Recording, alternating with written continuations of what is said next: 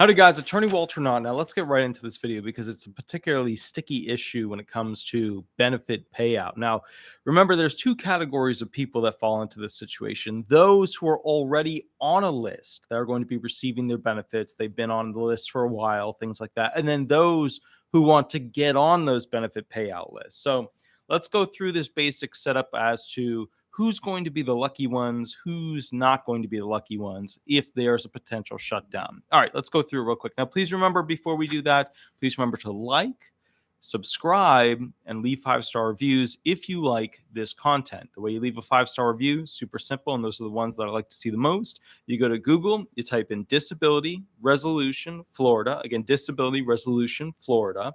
That's the law firm's name, and then you give it a 5-star. Now, every federal agency has a shutdown procedure on the books. Some agencies have a more detailed system in place for who, what, when, and where. But the larger the industry, the harder it is to turn the very, very massive ship that exists for that agency. The SSA fits the Social Security Administration into the ultra super tanker class. People wanted me to do a more detailed video relating to how the SSA will act during the potential shutdown. We are going to cover in this video what services and offices will shut down in a forecasted model for the Social Security Administration. Now, this model is purely based on my knowledge and experience with the SSA and does not reflect the secret plan that they have to handle the potential 2023 debt ceiling crisis shutdown. So if you like to be prepared, then this is for you.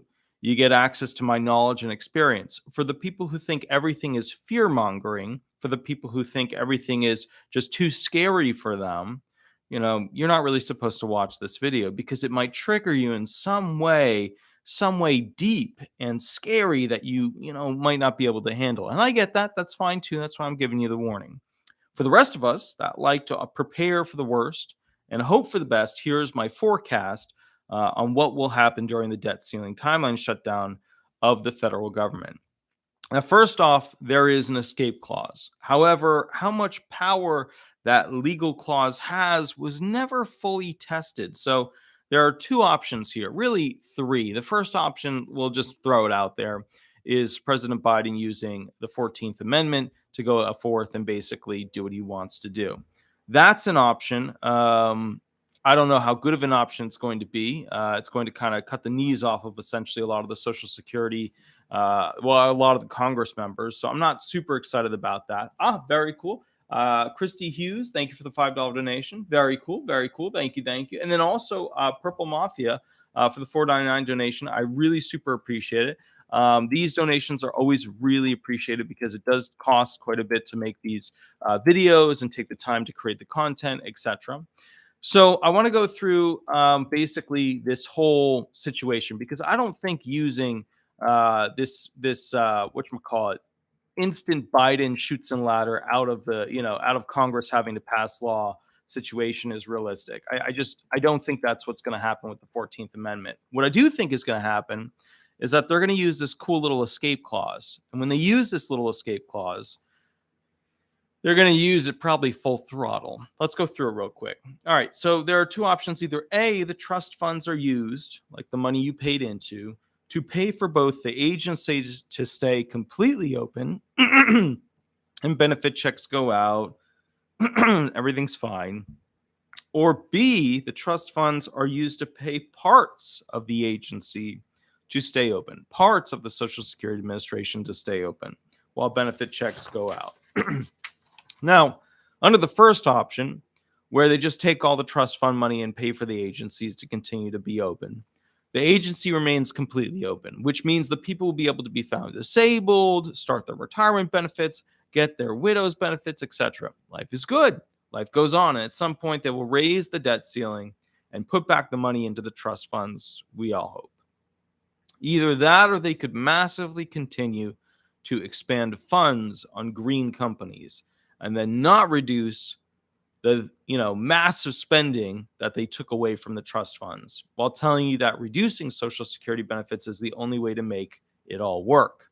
Yes, that is pretty much the America we live in today. And what that comment is, just to kind of clarify it, This administration has had a tendency to massively, some would say horrifically, spend money into the green market, green energy, stuff like that.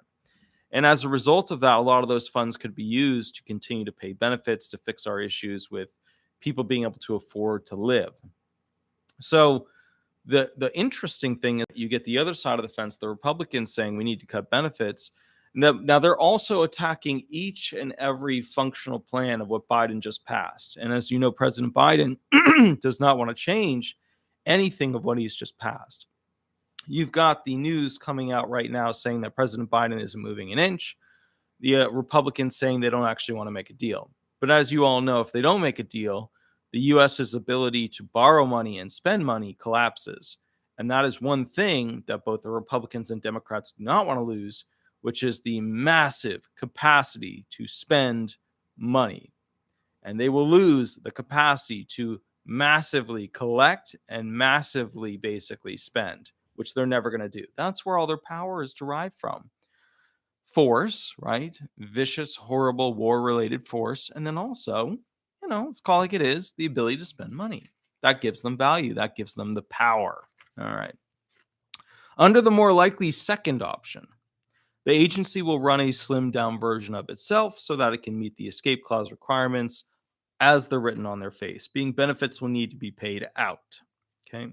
This means that functions that allow benefits to be paid out at the SSA will continue, while other functions such as in-person meetings, specialty programs to reach out to tribal nations to educate people on SSI, equity and inclusion training, and approving people for new benefits will likely be slowed or even halted. The idea is that benefits would be paid out, which is what's required by this escape clause. So if people request retirement online, then they will get their checks. But you will likely notice a slowdown of disability approvals as a result of the SSA being at record low employment right now and trying to run on an even more simplified skeleton crew going forward. It's not hard for them to put this in motion as they just restrict their local and regional offices and the funding that they have for hiring of new people. So let me just take a moment to explain that a little bit more and how that actually works. When it comes to the SSA, every government agency will allocate funds for a particular person. So what they'll do is they'll allocate funds. So they'll say, okay, this person, we expect to pay them this amount, and that's the cost. So we're going to allocate to this group that much funds to hire that person. Well, if the SSA doesn't allocate funds to go ahead and hire people, then they're not hiring new people, which is weird because at the moment, they're losing about 1,000 people a month. They're at 25 to 30-year lows as to the amount of employees that they have, and they're struggling to try and process things while literally people are dying waiting for disability benefits. Okay. So it's not hard for them to put in motion the restricting of hiring of new people. And in option 2, where the SSA isn't fully funded completely, we then must ask, how will the SSA be slimmed down while still capable of paying out benefits? Well, the agency office divisions that handle the payout lists, right? Because there's these giant lists that they use to pay people. Retirement benefit requests to be started, and disability adjudicators will likely stay on, right? The disability adjudicators are the people that judge whether or not you're disabled. ALJs, AAJs, disability reps, DDS reps, DDS managers. Now, functions of these offices, rather than the entire offices, may be slimmed down.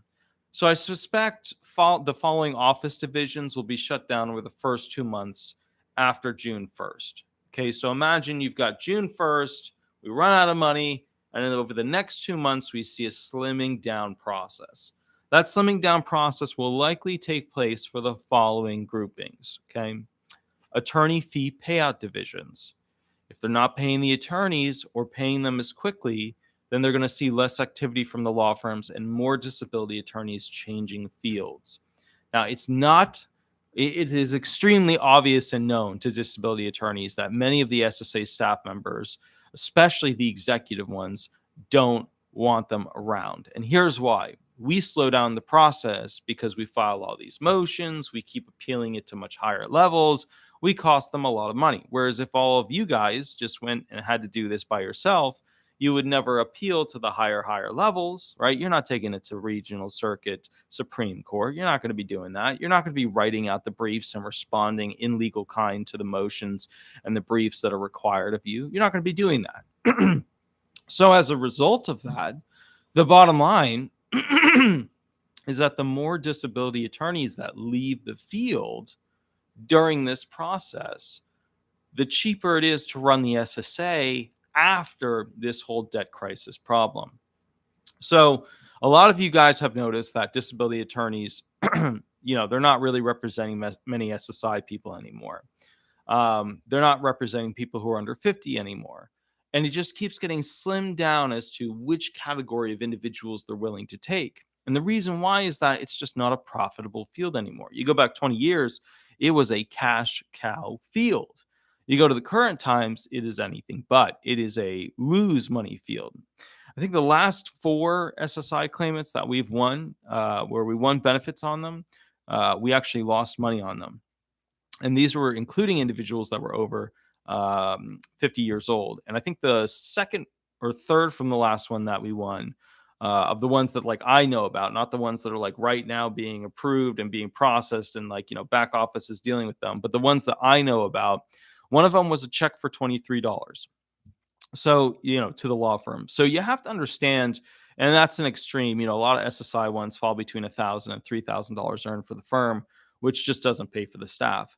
So what you've got to understand is that law firms in the disability field, specifically for Social Security benefits, which is like the big field, LTD benefits not as big, VA benefits not as big, workers' comp not as big, employment for the disabled not as big, civil rights for the disabled not as big. The big field are Social Security disability benefits, the check for the rest of your life, and health insurance, right?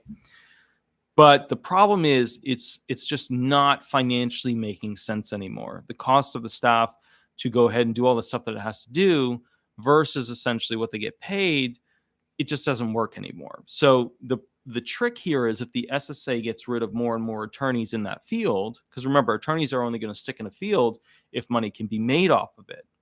The more and more of those attorneys that leave that field in the future, the more manipulation the Social Security Administration can do to the legal side of it. They can change laws without us complaining. They can force people into different, types of agreements that normally they wouldn't do, because if they didn't have legal representation of somebody to tell them otherwise, they would just go with what the SSA wanted them to do. So there's all these little sad things that happen when the disability legal field declines. And we are at what most would call the massive decline of that field. Another group that's probably, or division or office that's going to be shutting down, would be the Continuing Disability Review Office. So CDRs are likely to be significantly reduced because they're not going to have enough money to go ahead and continue to basically do all these reviews. Now, there's a counter to that argument. The counter to that argument is that the CDR group, Continuing Disability Review, where they review you to see if you're still disabled. If you're not, they kick you off of benefits.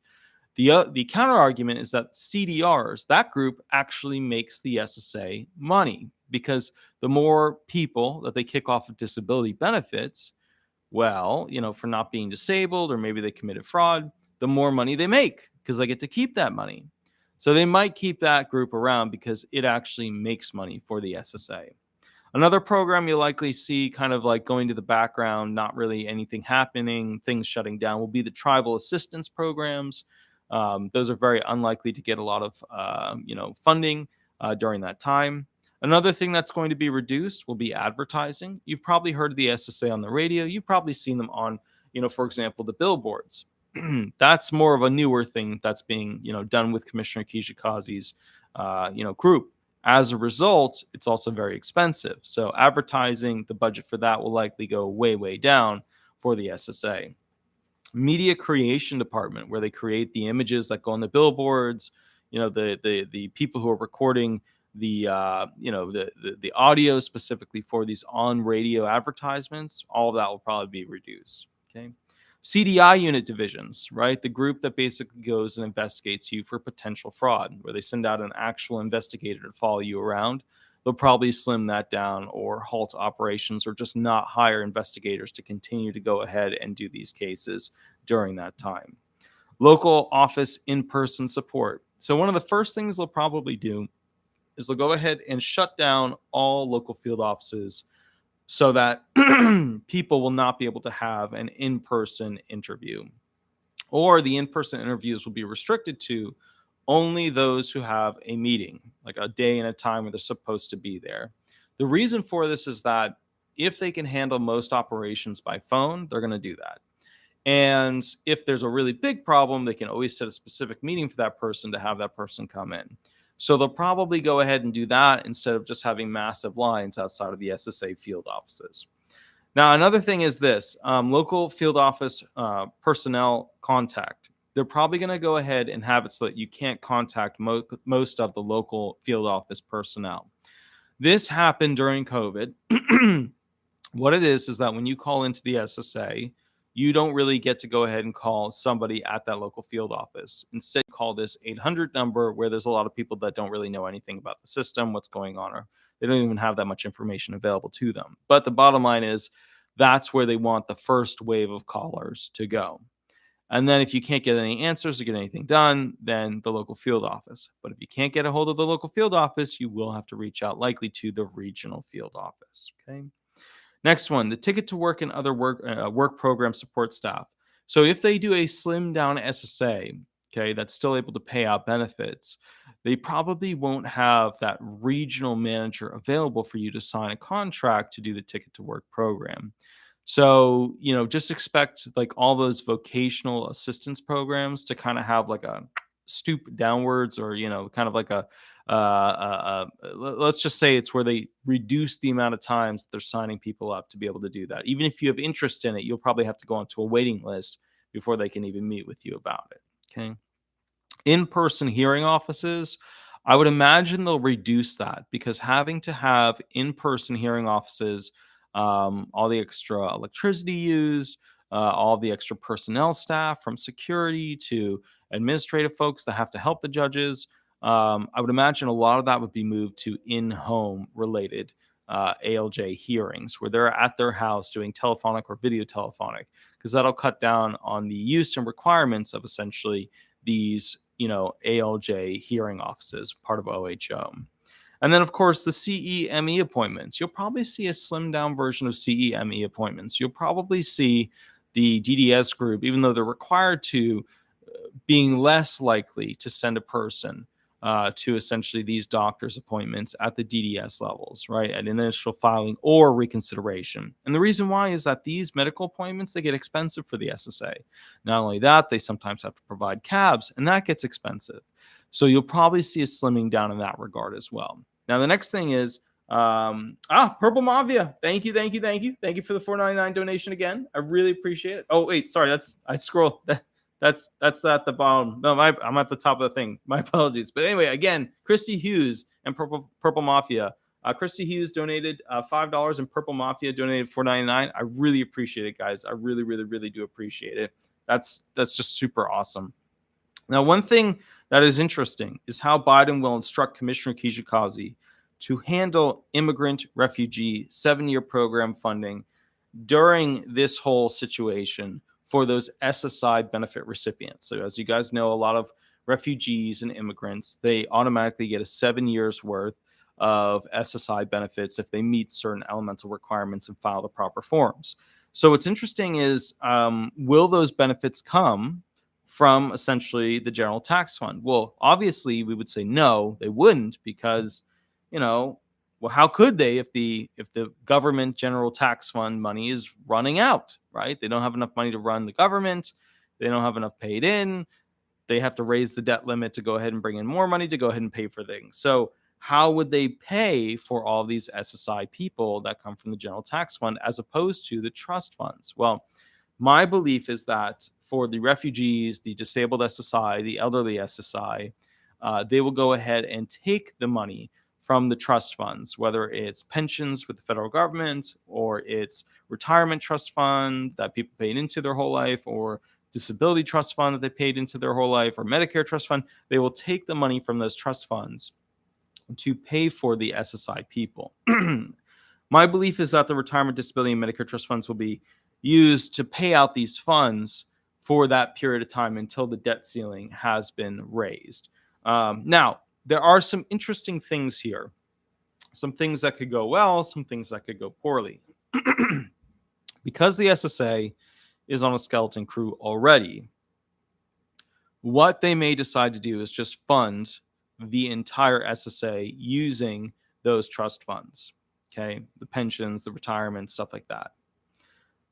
In addition, one thing that you have to keep in mind is that President Biden has let a massive amount of immigrants into this country, a massive amount of refugees into this country. Far more than any of you guys really realize, or even I realize, because we don't have the official numbers on it, and there's no way that we can get the official numbers.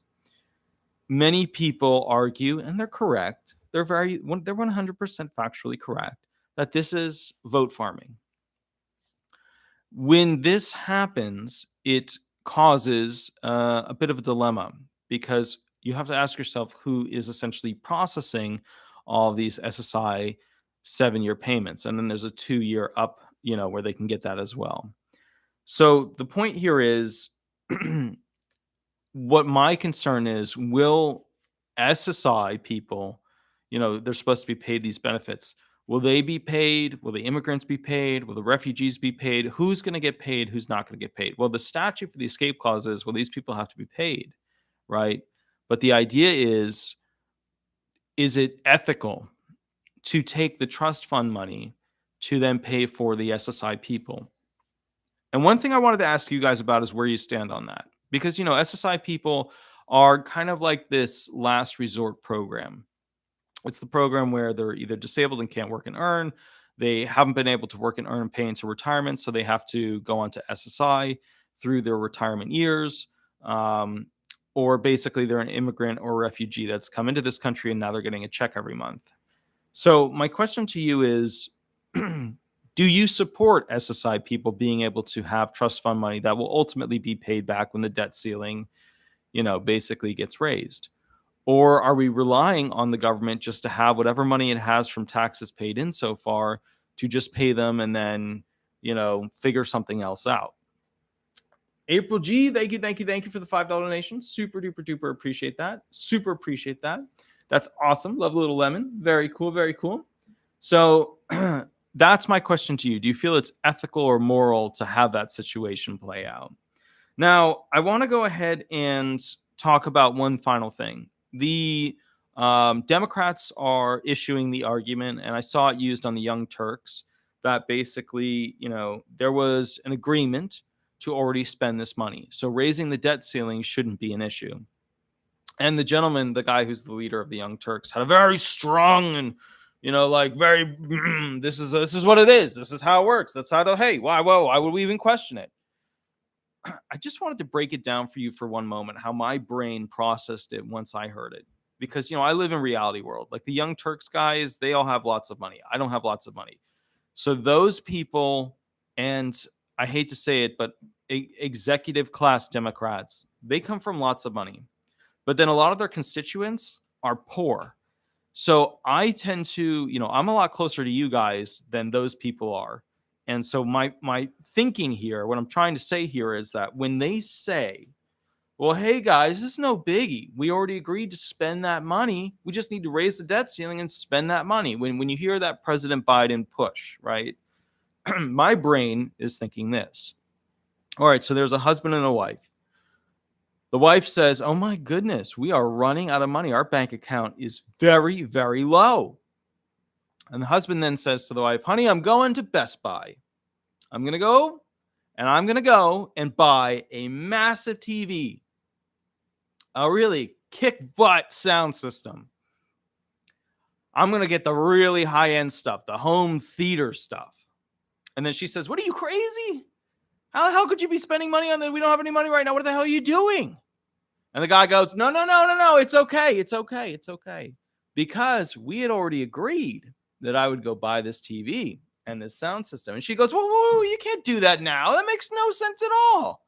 We don't have the money to buy it. We need money in reserve to be able to pay for the things that we actually need. And the guy goes, no, no, no, no, no. No, no, no. This is the Young Turks kind of thing. We already agreed to spend the money. We already agreed that it's just going to happen. So from my perspective, that's how stupid and ridiculous that argument is. That, hey, we already agreed to spend the money. If we don't have the money to spend, then they have to go and renegotiate a deal. Another thing that's absolutely moronic for me is this whole idea that they have to cut benefits for people who have been paying into these benefits their entire life. I mean, how effed is that as a contract agreement? The federal government comes to you and says, now look, we know, and they use a federal government voice, we know, the general's voice, we know fully and completely that you, for your entire life, spent money and paid for this tax, known as FICA taxes, in the form of retirement, trust fund money, Medicare, trust fund money, disability, trust fund money. That's how the generals would talk. And we know, and we fully understand, and we fully agree that while you spent all this money your entire life, and we promised you that we would pay you back the full amount that you were due under our rules and regulations, that we are now going to not do that. We are going to renege because we feel that this contract does not meet our other spending needs. We want to spend money on other stuff. We want to spend money on a larger IRS, more green energy, more foreign wars, more things that we feel we need more than you, the people who paid into this system and created the industries and worked at those industries your entire life and paid multiple types of taxes. Your FICA taxes, your state taxes, your county taxes, your federal taxes. That piece of bread didn't make it to your table without being taxed 50 times. So the federal government comes to you and makes that argument. We are the government. And you have to sit back and think, how did they get so incredibly misguided with their approach to making good on a contract? They lower your benefits, they violate the contract. That's a contract clause. You file suit. Every single Social Security recipient should file suit against the federal government. You paid in to get the following, right? And they're not even talking about settlement to you. Hey guys, we're going to give you a settlement of this much to screw you over this much, right? That's how the private industry does it. We're going to give you a settlement so that we don't have to, Think about that for a moment. The federal government, without even giving you a settlement agreement, is ready and willing to cut your benefits unilaterally without your assistance of deciding what happens after you already bought the ticket for the service to be provided. It costs you your entire life worth of earnings. So when it comes to the Republicans, I say to you this: you better be real sure that you want to press that button, because I'll file suit against the federal government and personally name every Republican and have them have to show up in court to provide testimony as to why the breach of contract exists, why they thought it was okay, and what now they're going to do about making sure that it never gets attacked again. And I want to say something, and I think it's incredibly important to you guys. We are spending as a country a lot of money, billions, and altogether probably over $1 trillion on shit that does not add to our bottom line. You want to see green energy take off? You set up the private industry to make money off of it. You don't fund a bunch of nonprofits and hopeful maybe green companies that will end up going out of business the moment you don't subsidize them, which is what happened during the Obama administration. Billions went into green energy. Very little came out of it. In fact, the only successful companies that came out of it, some of them got sold to China. So the point here that I'm trying to get at is that when they say they already agreed to spend the money, so just raise the debt ceiling, no. Wrong. And then that's the Democrats. And when the Republicans say, "Hey, you know what? We want to reduce benefits. We want to reduce benefits." They don't have the right to do that. You already paid for the ticket. You already paid for the ticket. Every person born who had the potential of paying FICA taxes, they already paid their ticket. Ticket isn't when you retire, then they can play with it. Ticket isn't, hey, midlife, we can. No, the moment you opt in, the moment you pay your first FICA tax, you bought the service plan. Bison5360, $10 donation. Thank you. I really appreciate it. That's awesome. He said, I do not think it is ethical. The government is already taking money out of our taxes. Now they want our trust funds. I did not vote for them to use my money on whatever they want. Yeah, I agree. So the bottom line is, unfortunately, at this point, both the Republicans and the Democrats are doing the wrong thing. And they're doing it at the expense of the American people. Now, you should be wondering how the hell we got to this point that we had so many bad politicians, right? It is odd when you look at the statistics of essentially who has, this many followers on YouTube and TikTok and Facebook and Twitter, that the amount of votes potential that they have does not line up with, the amount of votes they actually get. What worries me is that everybody, for the most part, is online now. 90-year-olds, 100-year-olds are online now. 10-year-olds, 8-year-olds, 5-year-olds are online now. So if these people are all online, and you can look at each group with each website as to their vote potential, then you got to wonder why the math is so wrong. You got to wonder why it doesn't add up. So I thought that would be an interesting video. You guys let me know if you think it would be kind of a cool video to show you who has how many followers, and then basically what their votes were when it actually came to federal voting time or state voting time to put them into office. Because the thing is this, we tend to go ahead and vote for the most popular person, which is almost never the most capable person at running a country. That's what that whole show, is about that they had on Netflix recently, where they talk about, The Diplomat, where they talk about somebody who has to get voted in can't run a country, but the person who wouldn't get voted in could actually run it. So the point is, I thought that would be interesting to do a study as to essentially how many votes these people realistically can achieve by their fan base. Because look, let's be honest. If you look at like the fan base of this system and how much people have invested into it, Fox News is you take all of the other Democratic newspapers and this and that, you squish them together, and albeit Fox News has had some very, the Tucker Carlson situation, etc. You take all the other CNNs, MSNBCs, and you squish them into a ball, and then you equate to a similar size of Fox News, right? And it's just interesting. You look, but then in comparison to that, right? You go and look at Mr. Beast online. Mr. Beast is destroying all of them in the capacity to create views. I mean, he could run for president and win. But would he? Not in the sense of would he actually run, but would he actually win when they come to actually tally it all? So you have to wonder, and I think it's a really interesting study because, it's one of those little things where the evidence exists in the marketplace to say who are going to be our future leaders. I think Meet Kevin as a YouTube personality is very likely to be a future leader of this country. I really do. I think he went up against California and Newsom, and I don't think that was a fair fight because of a lot of reasons. But I really do believe somebody like Meet Kevin, and some of you guys know him, he's hyper famous on YouTube, will be a future leader.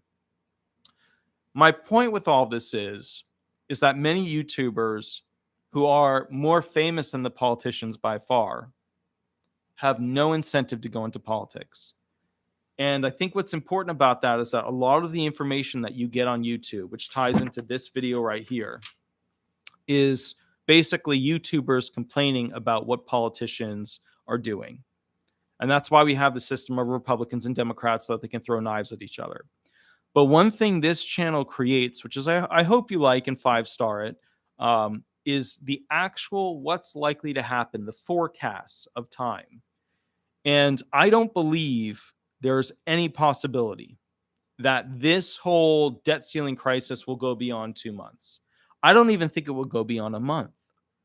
I think we'll get real close and something might pass. We'll be like a day or two away from June 1st, or we might step over the line into June 3rd, June 4th, etc. But I don't think it's going to go past 2 months. That's why this whole video was everything was within a 2-month period cycle. There's another thing too, and this is the final thought, and then I've got to pop off because I have to do one more video, and then I have to do phone calls. It is incredibly important for you to understand when it comes to this stuff, okay? When it comes to the SSA slimming down, when it comes to the SSA paying out benefits, but having to take money from the trust funds, it's incredibly important for you to understand that the federal government right now is searching for money all the time. They're searching for money in foreign areas. Where can they get their oil, their natural gas? Where can they get it cheaper? They're searching for money in trust funds that exist that you have paid into your entire life. The federal trust funds for the pensions for those people who have worked for the federal government. They are searching for money. What I expected more of from this administration was to be doing more land leases, more oil leases, right? More tree leases, stuff like that. But this administration cut a lot of that out. When a federal government is starving for money and it reaches a point at which the debt costs too much on a monthly basis to pay off based upon what my people, the millennials, Gen Zers, are able to raise. Because remember, this all comes down to their ability to take a debt is based off of my ability to make money. That's it. Like if you took me and multiply it by millions, what you get is essentially the government's ability to take a debt against my work product, against my name, Walter Hnot. They're taking a debt against me, the person. And they do that for millions and millions of people, and that allows them to take out these massive debts.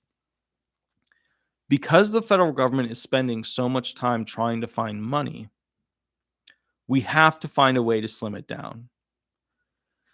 It is odd that the current White House, the current administration, has spent so much effort, so much money, so much fanfare on passing legislation to spend trillions at the end of the day worth of money in hopes to create more money.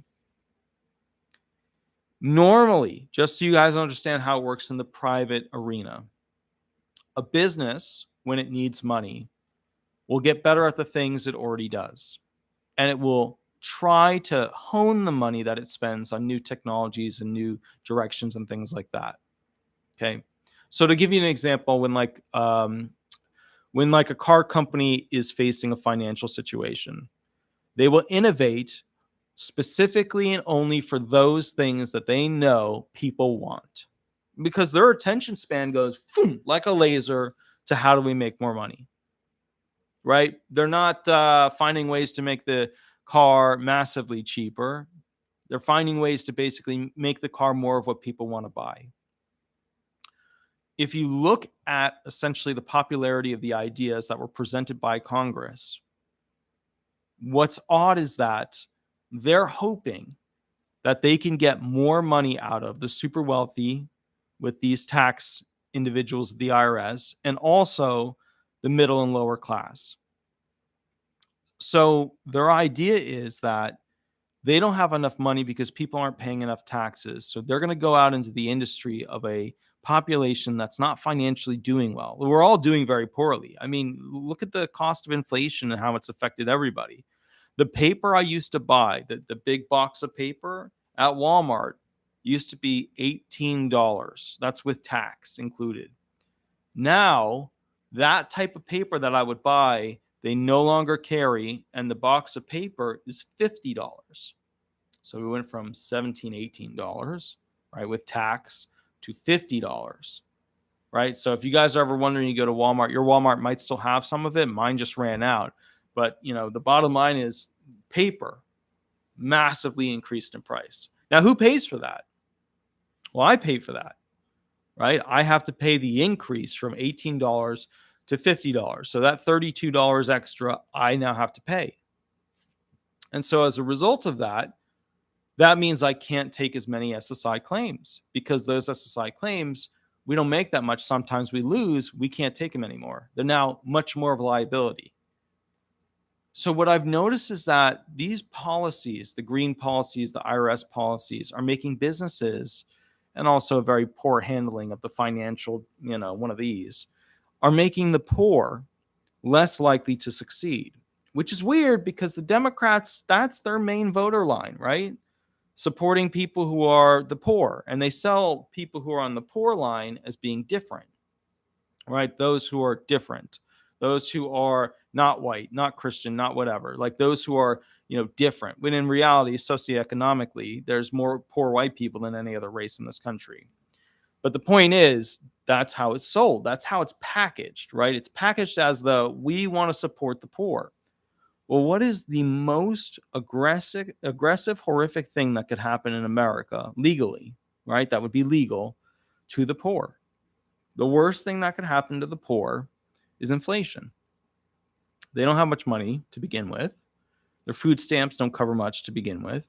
Any benefits they get are instantly reduced in worth. So the most horrific thing that you could do, like if you were trying to sell a car and you were in a tight spot as an industry, right? As a company, you were like, I'm in a tight spot. How am I going to sell more of these cars? You would focus on exactly what would make people want to buy your car, or for politicians, what would make people want to vote for you. But the weird thing is, that doesn't make any sense to me at all, is that the number one thing that hurts the poor, which by the way, they're going after with this new IRS. Like that's the next, hey, are you making a little side money? Hey, are you selling stuff on eBay? Are you selling stuff on Etsy? We're going to take a percentage of that. Remember, there was a world where you never got taxed for that stuff. That used to exist, and it wasn't that long ago. So what's weird for me is the party of the people who are poor, or the party of the people who are different, right? The trans community, the LGBTQ community, right? Those individuals, they're different from the mainstay.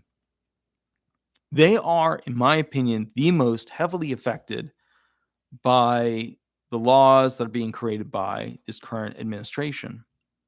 It's odd. I don't think Trump could have harmed the poor this aggressively.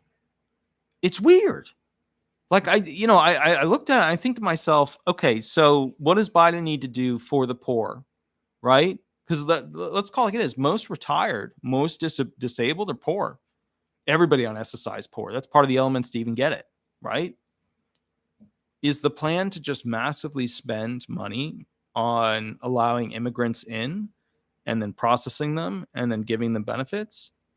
Because remember, President Biden has a rule that he changed from the Trump era to make it much easier for those who require support in the United States. Like they're not coming here with a sponsor. Because when you come here with a sponsor, getting, naturalized or whatever, it's much, much easier process. You come here, you got a sponsor, somebody's there to take care of you, pay for stuff, much easier process. Biden got rid of the rule that made it harder for people who needed money from the country to come here. I don't know if you guys know that. So that means that people that come to this country with nothing now are finding it a lot easier to become naturalized. Is that a good thing? Do you sell the idea to people who are going to buy your car, right? Like buy your car, that industry idea. Like you got a car company, it's struggling. What are we going to change on this car to make people want to buy it, right? Ford comes out with their Bronco because people like the Bronco. Modified Mustang. People like the Mustang. Pretty much anything Ford and a horse, people like. Now, the federal government looks at this situation and they go, okay, how are we going to sell people to vote for us at the next election? And their response was, we're going to tax them more. We're going to create massive inflation so that they can't afford things. We're going to let in a lot of illegal, or we don't even have to say illegal. We could say just immigrants, right? People that came here that weren't within the law, and then they, were naturalized. Because I do think the word illegal immigration it causes a lean, but it does exist. And with this current setup, there's a massive amount of population moving into this country. Millions. You have millions of new immigrants into this country. And so the thing is this, when you do all that, those immigrants, they cost a lot of money. Cost a lot of money to house, cost a lot of money to feed, cost a lot of money, etc. And then we have the massive immigrants that we pay for that are overseas immigrants called Ukraine, right? The Ukrainians are massive overseas immigrants, right? We're paying a lot of money to pay for their pensions. We're paying a lot of money to give them, these amazing, crazy tools of war, right? So as a party, like an actual voting existing party, if I sat back and I said, okay, look, my party's not doing great. How am I going to sell myself so that they want to buy my car, give me votes, so that they want to jump on board with my party? The really weird thing is that they've done a lot of things that would make me not want to vote for them. Out of control immigration, I don't want to vote for that. Lots more IRS reps so that they can go ahead and check through every bit of my accounting, right? That my accountant does and the tax guy does, and then come out here and tell me, while armed, that I have to pay them more money. I don't want that. If I want to do a yard sale, I don't want to be taxed on the crap I sell on my yard sale, right? Receive a letter, a notice saying, at your yard sale, we noticed the following items by satellite. And we approximated by the end of your day that these items were no longer present. And we approximate the value of those to be this. And we are now going to assess you a tax of this amount against those items, which is probably going to be higher than what the items actually sold for, knowing the federal government. Is that okay? No, it's terrible. And then the green energy. Look, guys, you want to know why we have electric cars? It's because way back in the day, there was a guy named Tesla who played with that technology. He had a lot of great ideas. I mean, he had flow technologies of energy, flow technologies of water. He had all these crazy ideas of how to do things in the future. He was at, equivalent to, above, whatever you want to say, just below, whatever, Einstein level quality of individual. He was an inventor, but he was a more practical inventor than Einstein. Einstein was theoretical, right? But, the more advanced technology you have, the more theory you need. Whereas you could say both theoretical and practical application was Tesla, the original Tesla. A lot of people that are being born today don't even know who Tesla is. They just know it's a car. It was a person. He was a genius. He got screwed over by capitalism. So the point here is this. If you want green energy to take over, you have to continue to bolster the opportunities for private industry like Elon to go ahead and make that happen. Mass funding these corporations with billions that could be put into the trust funds to keep them continuing forward and healthy over the next 70 years. Well, that's the good stuff. That's the right way to do it, because you're giving the American people what they need.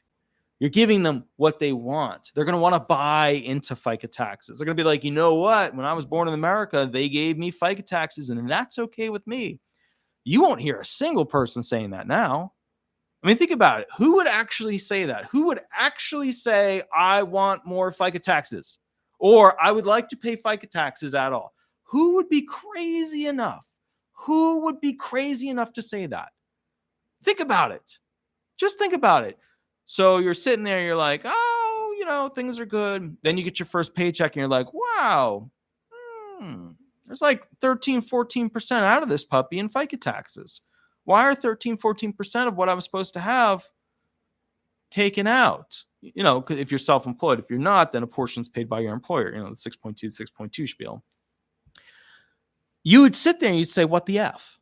Now, if we go back in time, we have a magical time machine. We go back to young you. You're 18, you get your first job. Although if you come from my reality, the farm life, your first job is when you're like 14, 15, which I think we need to go back to. But anyways, not this video. So the point is, right, we go back to when you were 18. And old you says to young you what? Hey, guess what, young you? the money that you paid in all those years, all those taxes, they're trying to make it so that it's harder for you to access them, that you have to wait longer to get them, that the amount that you're going to get each month is going to be less. Oh boy. Young you would say, no way in hell am I paying for that. And that is why the SSA is coming out with videos about how Gen Zers, millennials, Gen Yers, Gen Alpha, that's the new people, how all those people should want FICA taxes, should want the Social Security Administration. Because let's be honest here. You start to reduce its worth, people are not going to want to pay for it. They're already paying so much as it is. So again, it just seems odd that if I wanted votes, like if I wanted everyone watching this video to vote for me to be some position, it would just seem odd that I would run the government in the manner in which it's currently being run. And that's not a pro thing to Trump. It's not. Like there's many other options than Biden and Trump. And that's part of the problem with America is that all we get sold is a bale of goods of people that we could potentially vote on our big name that people are going to vote for just because of the name. The name Trump is a product. The name Biden is a product. Final thought. I am scared about one particular thing. I'm scared about one particular thing because I know the weight of it. In politics, politicians usually already have money. People who already have money are less interested in having more money when it comes to the opportunity of having control. Control, if you were to break it down, usually comes in the form of getting people who would normally choose option A, a little control is applied, and now they choose option B. That is kind of the very simple definition of control. It's a form of manipulation, right?